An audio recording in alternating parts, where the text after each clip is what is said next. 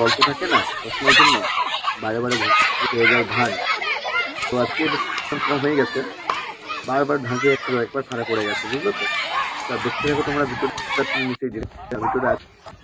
তো মনে হয় এটা ওর ঠিক হয়নি, তবে খাওয়া দরকার।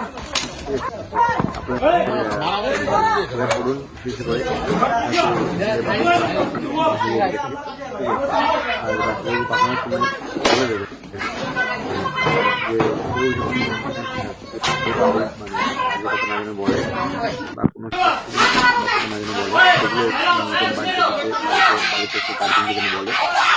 তো আজকে এটা আপনারা বেশ শেয়ার করুন, দেখতে থাকুন এটুকু আপনারা